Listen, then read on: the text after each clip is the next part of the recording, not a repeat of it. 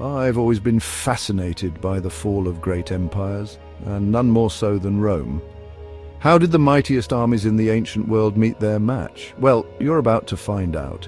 In this video, we'll explore the ingenious tactics that brought Rome to its knees, and don't worry if you miss anything. Subtitles are enabled for accessibility. So let's dive into this epic tale of warfare, strategy, and the downfall of an empire. Picture the Roman legions in their prime, disciplined, organized, and seemingly invincible.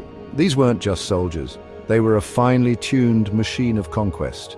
The Roman military was built on a foundation of strict discipline, advanced tactics, and superior equipment. Their famous testudo formation could withstand volleys of arrows, while their short swords were perfect for close-quarter combat. But no army is truly unbeatable. Rome's enemies weren't just sitting around waiting to be conquered, they were watching, learning, and adapting. In time, they would find ways to turn Rome's strengths into weaknesses. Let's take a look at one of the most devastating defeats in Roman history, the Battle of Cannae. In 216 BCE, Hannibal Barca, that brilliant Carthaginian general, pulled off what many thought impossible. He didn't just defeat a Roman army, he annihilated it. Hannibal used a tactic called double envelopment. He positioned his weaker troops in the center, with his strongest forces on the flanks. As the Romans pushed forward, thinking they were winning, Hannibal's center fell back in a controlled retreat. The Roman army, eager for victory, pressed on. This was all part of Hannibal's plan. His stronger flanks then closed in like a pair of massive pincers, surrounding the Romans on all sides. The result? A massacre. Up to 70,000 Romans were killed or captured in a single day. It was a masterclass in tactical genius that would be studied for centuries to come. Now let's turn our attention to the east, where Rome faced some of its most formidable foes. The Parthians, and later the Sassanids, were masters of mounted warfare. At the Battle of Carrhae in 53 BCE, they showed just how deadly this could be. The Parthians had perfected the art of horse archery. They would charge towards the Roman lines, unleash a volley of arrows, then wheel away before the Romans could counter-attack. This hit-and-run tactic, known as the Parthian shot, was devastating. The heavily armored Romans, designed for close combat, were helpless. They couldn't catch the swift Parthian cavalry, and their own missile troops were outranged. It was a complete disaster for Rome, with Crassus losing his life and his army being virtually destroyed. This defeat highlighted a crucial weakness in Roman military tactics, one that would continue to haunt them in their eastern campaigns for centuries to come. Let's head north to the forests of Germania. In 9 CE, these dense woods became the stage for one of Rome's most shocking defeats. Arminius, a Germanic chieftain who had once served in the Roman army, used his insider knowledge to devastating effect. He lured 3 Roman legions deep into the Teutoburg forest, where the terrain negated many of Rome's advantages. The narrow paths forced the Romans to march in a long, thin column. Unable to form their usual battle formations, they were ambushed from all sides. The Germanic warriors, intimately familiar with the terrain, struck hard and fast, then melted back into the forest.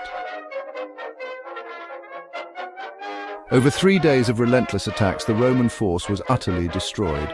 It was a wake-up call for Rome, showing how local knowledge and clever use of terrain could overcome even their mighty legions. Now, imagine trying to fight an enemy you can barely see. That's the challenge Rome faced in places like Hispania and Judea. In Hispania, the Lusitani under Viriathus waged a guerrilla war that frustrated the Romans for years. They'd strike quickly, then disappear into the rugged terrain before the Romans could respond. In Judea, the rebels took urban warfare to a new level during the Jewish revolt of 73 CE. They used the narrow streets of Jerusalem to negate Roman numerical superiority. Underground, they dug extensive tunnel networks, popping up to attack and then vanishing below ground. The Romans, used to set-piece battles, found themselves in a new kind of war, one where the enemy could be anywhere and nowhere at the same time. Let's hop over to Britain now, where Boudica, the warrior queen of the Iceni, gave Rome a run for its money. In 60 or 61 CE, she led a massive revolt that nearly drove the Romans from Britain. Boudica's tactics: speed, surprise, and overwhelming numbers. Her Celtic warriors would swarm Roman positions, using their mobility to outmaneuver the slower Roman forces. The Celts' use of chariots was particularly effective.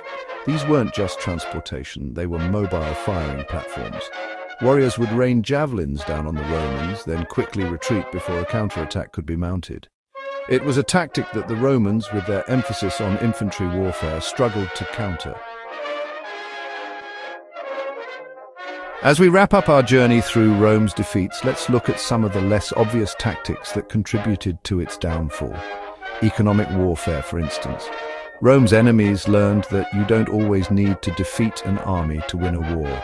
By disrupting supply lines, raiding farmlands, and generally making life difficult for the Romans, they could wear down the empire's will to fight. And let's not forget Rome's own worst enemy itself. Overconfidence can be a killer on the battlefield. Time and again, Roman generals underestimated their opponents, leading to catastrophic defeats. It's a reminder that in war, as in life, pride often comes before a fall.